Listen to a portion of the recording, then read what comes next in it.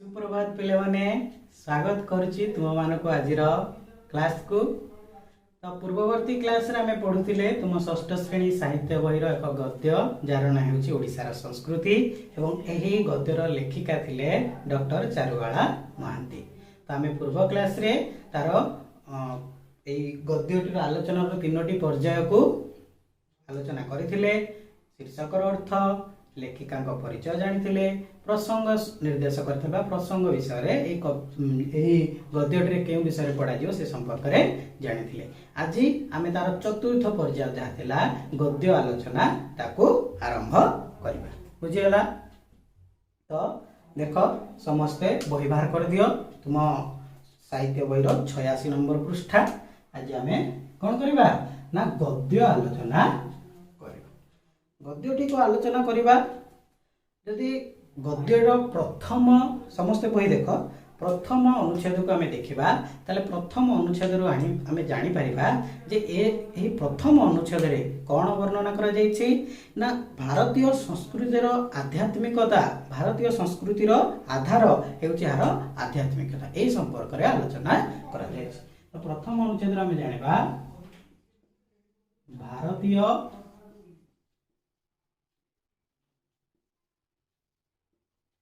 संस्कृतिर आधार हेउछि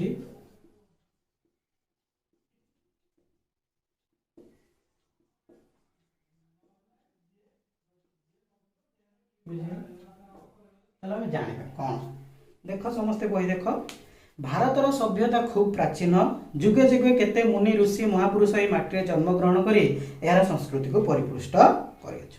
भारतीय सभ्यता को आम जदि देखा यह हूँ बहुत प्राचीन। प्राचीन अर्थ पुराणा, प्राचीन अर्थ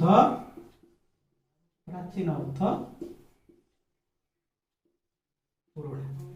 जदि आम देखा जुगे जुगे धरी देखा जे बहुत गुड़े महापुरुष मुनि ऋषि ए माटी जन्म ग्रहण करमर यही भारतीय संस्कृति को, संस्कृति पूर्व क्लास रे कहती आम रीतिनीति चाल चलणी भाषा व्यवहार साहित्य इत्यादि को आम संस्कृति कहुए।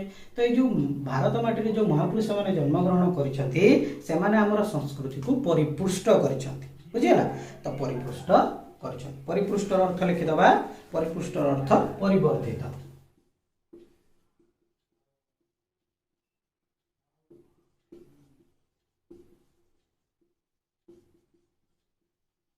बुझिल पिले माने? तो परिपुष्ट होची परिवर्तित माने आहुरी ऊपर को उठेछन, हम संस्कृति को उन्नति करछन। तापरे देखिबा भारतीय संस्कृतिर आधार होची आध्यात्मिकता। एठी भारतीय संस्कृति आध्यात्मिकता कहले ईश्वर को ऊपर विश्वास, आध्यात्मिकता लिखि दियो। आध्यात्मिकता ले ईश्वर विश्वास। तो भारतीय संस्कृतिर आधार वा मूल हेउची भगवान को ऊपर विश्वास, ईश्वर विश्वास हेउची भारतीय सभ्यतार आधार, संस्कृतिर आधार। भारतीय मानकर व्यक्तिगत और सामाजिक आदर्श तथा विज्ञान साहित्य संगीत चित्रकला स्थापत्य धर्म शिक्षा इत्यादि समस्त सांस्कृतिक विभव मूल आध्यात्मिकता भावधारा निहित।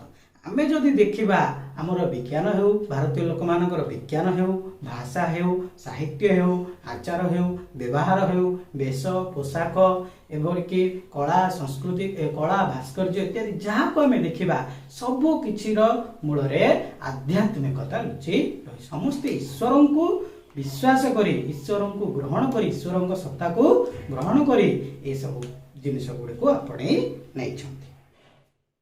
उच्च आदर्शबोध भारतीय को समग्र मानव जाति मध्य एक विशिष्ट जाति रूपे प्रतिष्ठित करा जाए। यही जो आदर्शबोध आम रहा आम भगवान को ऊपर जो विश्वास रहा यही विश्वास पाई समग्र पृथ्वी पृष्ठ रे भारतीय मानक गोटे उच्च आदर्श जाति रूपे परिगणित करा जाए।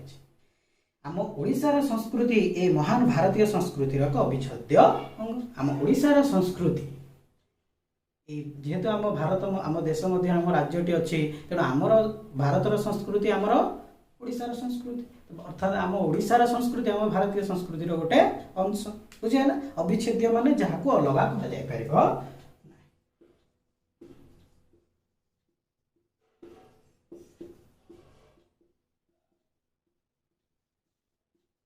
जहाँ को ଲଗା କରା ଯାଇ ନପାରେ ହେଲା ତାକୁ କୁହାଯାଏ କ'ଣ ଅବିଚ୍ଛେଦ ବୁଝିଗଲା। ତ ପ୍ରଥମ ଅନୁଚ୍ଛେଦରୁ ଆମେ ଜାଣିଲେ ଭାରତୀୟ ସଂସ୍କୃତିର ଆଧାର ହେଉଛି ଆଧ୍ୟାତ୍ମିକତା। ଏଠି ସମସ୍ତ କାର୍ଯ୍ୟ ଭଗବାନଙ୍କ ଉପରେ ବିଶ୍ୱାସ କରିକି କରାଯାଏ, ଈଶ୍ୱରଙ୍କ ଉପରେ ବିଶ୍ୱାସ। ଯେତେ ମହାପୁରୁଷ ଜ୍ଞାନୀ ଗୁଣୀ ବ୍ୟକ୍ତି ମାନେ ଜନ୍ମଗ୍ରହଣ କରିଛନ୍ତି ସେମାନଙ୍କର ଭଗବାନଙ୍କ ଉପରେ ବିଶ୍ୱାସ ରହିଛି ଏବଂ ଆମ ଲୋକମାନଙ୍କର ସେ ବିଜ୍ଞାନ କ୍ଷେତ୍ରରେ ହଉ, ଭାଷା, ସାହିତ୍ୟ, ଆଚାର ବ୍ୟବହାର, ପୋଷାକ, କଳା, ଭାସ୍କର୍ଯ୍ୟ, ସ୍ଥାପତ୍ୟ ସବୁ କ୍ଷେତ୍ରରେ ଈଶ୍ୱରଙ୍କ ଉପରେ ବିଶ୍ୱାସ ଆମର ରହିଛି। ସେଥିପାଇଁ ଆମର ଭାରତୀୟ ସଂସ୍କୃତି ସମଗ୍ର ପୃଥିବୀ ପୃଷ୍ଠରେ ଅନ୍ୟ ସଂସ୍କୃତି ମାନଙ୍କ ଠାରୁ ଟିକେ ଅଲଗା ଏବଂ ଆମର ଓଡ଼ିଶାର ସଂସ୍କୃତି ଏ ଭାରତୀୟ ସଂସ୍କୃତିର ଗୋଟେ ଅବିଚ୍ଛେଦ୍ୟ ଅଙ୍ଗ। ବୁଝିପାରିଲ? ଏବେ ଯିବା ଆମେ ଦ୍ୱିତୀୟ ଅନୁଚ୍ଛେଦକୁ।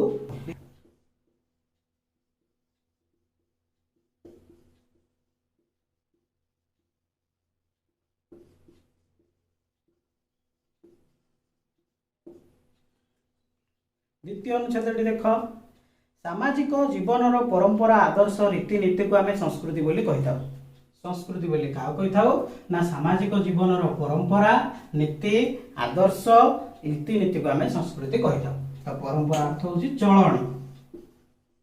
परंपरा कहले चलणी किभଳି भाबरे आमे चलुचे, किभଳି भाबरे हमर पर्वपर्वाणी पालन करूचे, पोशाक पत्र पिंधुचे, खाद्यपेय ग्रहण करूचे, ए सब को हमर कौन कह जाए संस्कृति बोली कहिथाउ।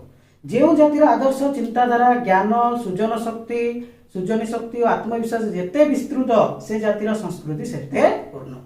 ताले जो देशर लोक मानकर चिंताधारा जेते उन्नत से देशर संस्कृति सेते उन्नत। जो देशर लोक मानकर ज्ञान जेते उन्नत से देशर संस्कृति सेते उन्नत। जो देशर लोक मानकर सृजनी शक्ति कहले सृष्टि करिवार क्षमता, सृजनी शक्ति कौन ना सृष्टि करिवार क्षमता। ए सृष्टि करिवार क्षमता जो लोक मानकर जते अधिक से देशर संस्कृति सेते उन्नत। जो देशर लोक मानकर आत्मविश्वास जदि जेते विस्तृत से देशर संस्कृति मध्य सेते उन्नत हला। এই দৃষ্টিରୁ देश जाति मध्य संस्कृतिगत पार्थक्य सर्वदा विद्यमान। तेणु ए दृष्टि देखिले सबु देशर लोक मानकर तो ज्ञान समान नुहे ना, सबु देशर लोक मानकर चिंताधारा पार्थक्य थाए, गोटे देशर सहित आ गोटे देशर लोक मानकर सृजन शक्तिर मध्य पार्थक्य थाए। तेणु ए दृष्टि देखिले प्रत्येक देशर लोक संस्कृति मध्य कौन पार्थक्य परिदृष्ट होता है। ओडिशार आपणार स्वतंत्र आदर्श और परंपरा को नहीं समग्र विश्व में ख्याति लाभ करिछि। हम ओडिशा निजर स्वतंत्रता एवं निजर परंपरा चलनी को नहीं ए समग्र विश्व दरबार रे निजर गोटे ख्याति वहन करिछि बा निजर गोटे कोन अछि प्रसिद्धि अर्जन करिछि। बुझियला?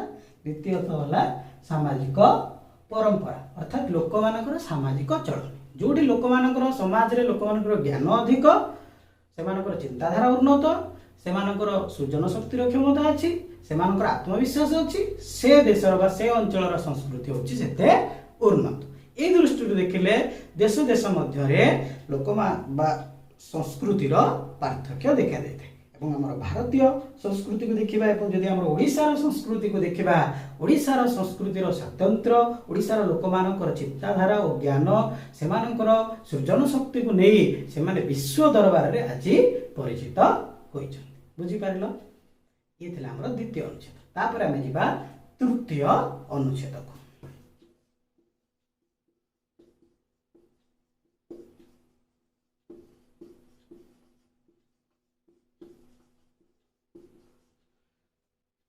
आम तृतीय अनुच्छेद जाना जे ऐतिहासिक घटनावली गुड़िक आम संस्कृति को किभली परिचय प्रदान करिछि। देख उत्कल संस्कृति को समृद्धि करिछि यार ऐतिहासिक घटनावली। जदि उत्कल संस्कृति को देखिबा ताले समृद्ध करिछि माने विकसित करिछि। समृद्ध माने उन्नत। यदि देखिबा ताले ओडिशार संस्कृति को उन्नत करिछि किए यार ऐतिहासिक घटनावली। ओडिया जातिर वीरत्व जोगु ओडिशार सीमा दिने गंगा ठारू गोदावरी पर्यंत विस्तृत थिला। एई ओडिशा रे चंडाशोक धर्माशोक परिणत होइतिले। व्यक्तिगत स्वार्थ को समूह स्वार्थ पई अकातरे बळि देवा ओडिशार संस्कृतिर वैशिष्ट्य। धर्मपदर कहानी आर एक ज्वलंत दृष्टांत हला। तो कोन कहले जदि आमे देखिबा जे ओडिशार बड़ बड़ राजा महाराजा मानकर वीरत्व जोगु ओडिशा दिने गंगा ठारू गोदावरी पर्यंत विस्तृत होई रहिथिला। एई ओडिशा रे प्रबल प्रतापी चंडाशोक दिने धर्मशोक परिणत होइतिले। तांकर मानसिक चिंताधारा परिवर्तन हो जाइतिला। आ कोन हेतिला ना व्यक्तिगत स्वार्थ को निजर स्वार्थ को समूह स्वार्थ रे अकातरे बिना भय रे अकातरे माने बिना भय रे अकातरे बिना भय रे हला समूह व्यक्तिगत स्वार्थ को बिना भय रे लोक मानक स्वार्थ पई बळि देबा हमर ओडिसा रो लोक मानकर चिंता था हला। तेणु ओडिशार संस्कृतिर मध्य यह हूँ गोटे वैशिष्ट्य। धर्मपदर कहानी तार को धर्मपद को आम जब जाना देखा जे केमी से 1200 बढ़ई निजर जीवन को बड़ी देता। तो से आम जाना निजर व्यक्तिगत चिंताधारा आम निजर व्यक्तिगत चिंता को समूह लोक मानकर स्वार्थ बड़ी देवा उचित। बुझीगला ये आमर तृतीय पर्याय। एबे जीवा आमर चतुर्थ तृतीय अनुच्छेद गला। एबे जीवा आम चतुर्थ अनुच्छेद। चतुर्थ अनुच्छेद रो आम कौन जानिबा संस्कृति हला। कौन कौन ना शांति समता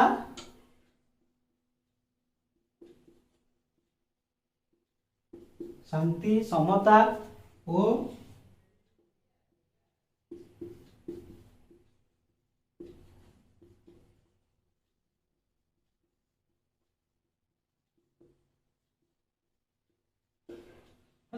चतुर्थ पर्यायर चतुर्थ अनुच्छेद पढ़िले आम जाना जे आमर ओडिशार संस्कृति होची शांति समता और भातृत्व भावर दिग्दर्शक।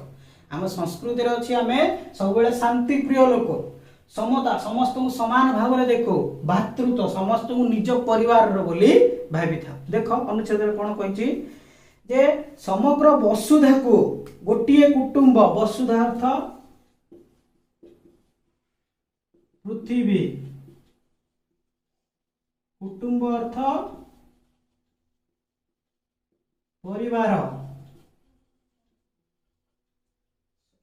वसुधा को पृथ्वी को गोटे परिवार बोली कौन समुदाय मानव जातिर सुख कामना करवा ओडिशार संस्कृतिर मूल आदर्श। ए विशाल पृथ्वी को आमर गोटे बोली परिवार भावी समग्र मनुष्य समाज उन्नति करवा आम ओडिशा संस्कृतिर चिन्ह। आम ओडिशार संस्कृति आम उत्कल संस्कृति कहूँ जे सारा पृथ्वी को निज परिवार बोली भाविबा एवं सबु लोक को निजर संपर्क बोली भावी समस्तंकर मंगल चिंता करबा। शक्ति शिव सर्वोपरि जगन्नाथ आराधना शक्तिंकर पूजा करा जाए अर्थात देवींकर पूजा करा जाए शिवंकर पूजा करा जाए आराधना करा जाए एवं विशेष कर आम ओडिशार बड़ प्रभु बड़ ठाकुर प्रभु जगन्नाथंकर मध्य एठी पूजा अर्चना करा जाए। आराधनार्थ पूजा आराधनार्थ बुझिगला। तो जगन्नाथ आराधना माध्यम रे ओडिशा ही आदर्श को जुगे जुगे अनुसरण कर आछि। समग्र विश्व को यही संस्कृति देछि शांति समता और भातृत्व भावर दिग्दर्शन। समग्र विश्व को आम संस्कृति कौन देला ताले शांति देला समता देला और भातृत्व अर्थात आम समग्र पृथ्वी को निज परिवार बोली भाविले समस्त को निज परिवार लोक भली आम कौन कले साहाय्य कले। ताले आम समग्र पृथ्वी को कौन जनइले शांति परिवार शांति रक्षा करवा समता समस्त को समान दृष्टि देखा और भातृत्व भाव समस्त को निजर लोक बोली भाव बुझीपार। ये आमर कौन चतुर्थ अनुच्छेद। तापर जीवा आम पंचम अनुच्छेद। पंचम अनुच्छेद आम ओडिशार पर्वपर्वाणी संपर्क में जाना।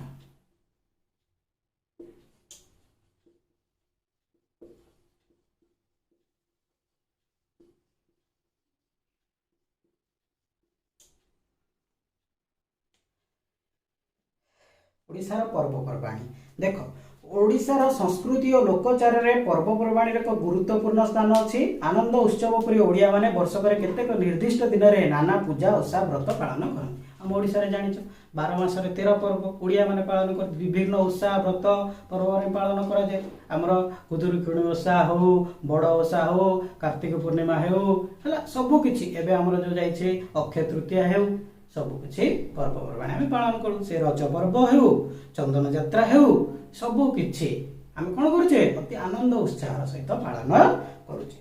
गृह शरीर और मन को निर्मल करी विश्वास और निष्ठार सह पूजा अर्चना माध्यम जगत हित देवता आशीर्वाद भिक्षा करने यही पूजा पार्वणर मूल लक्ष्य। ए पूजा पर्वणीर मूल लक्ष्य कौन ना निजर घर, निजर शरीर, निज मन को निर्मल करने, सफा रखा एवं निष्ठार सहित विश्वासर सहित भगवान पूजा अर्चना करी जगतर मंगल पाई देवता आशीर्वाद भिक्षा कर पवित्रतार सहित भगवान पाखरे निष्ठार सहित आराधना करवा कौन पाई ना जगतर मंगल है।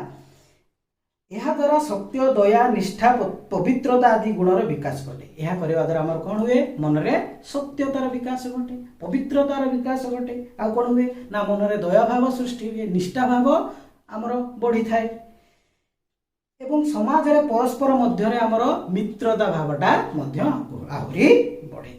महाप्रसाद, मकर चाउल, आंब बौल इत्यादि दे बंधु हेबा ओडिशार एक प्राचीन परंपरा है। जो भगवान प्रसाद जगन्नाथ प्रसाद को कहे महाप्रसाद बंधुटी होगापी जड़े जन को महाप्रसाद दे था, महाप्रसाद खुआई थाए। मकर संक्रांति मकर चाउल दे थाए, आंब बौल दे पिला माने बा लोक माने परस्पर सहित बंधुत्व भावना रे जोड़ी होई थांती। यह हूँ आम ओडिशार संस्कृतिर गोटे प्राचीन चलनी बा परंपरा। यह जातीय संहति एकतार सहायक। यह द्वारा आम भारत में आम राज्य में आम देश में कौन हो जातीय संहति बा जातीय एकता सृष्टि बुझीगला।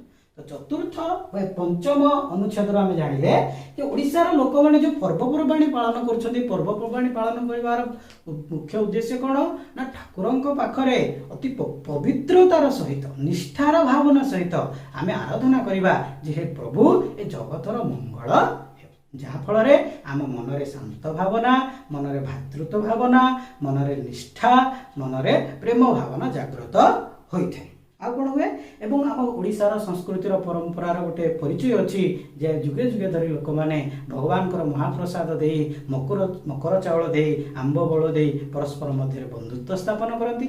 एवं ए ओडिशार संस्कृतिर यही पर्वपर्वाणी आज कौन है ना ओडिशा रे जातीय संहति सृष्टि हुई बुझीगला। तो पिले माने एथिला हमर आजिर 5टी अनुच्छेद विषय आलोचना। आज तो समय हो जाइए आम ये अनुच्छेद मध्यरु किछि प्रश्न आज करी पिले माने ये होची आज आलोचनार 3टी प्रश्न। प्रथम प्रश्न के माने ओडिशार संस्कृति को परिपुष्ट करिछन के माने करिछन्ती मुनि ऋषि और महापुरुष माने।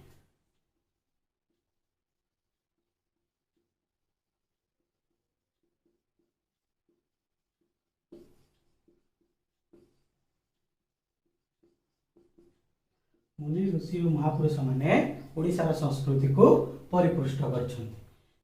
द्वितीय प्रश्न किए भारतीय संस्कृतिर अविच्छेद्य अंग।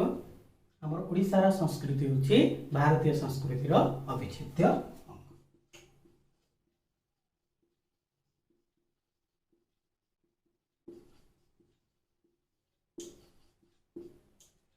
तृतीय प्रश्न केउठारे चंडाशोक धर्माशोक रे परिणत होइथिले। उत्तर आसीम आम ओडिशा रे है। उत्तर आसीब ओडिशा रे चंडाशोक धर्माशोक रे परिणत होइथिले। बुझी पारनो ये थिला आज आलोचनार किछि प्रश्न। तुमे बाकी निज मनर किछि प्रश्न करिवो बही देखि एवं तार उत्तर करिवो। आज तो समय हो जाइए पुणी देखा हबो परवर्ती क्लास रे बाकी ए प्रबंधर बाकी अंश गुडी को नहीं। से पर्यंत रहुछि धन्यवाद।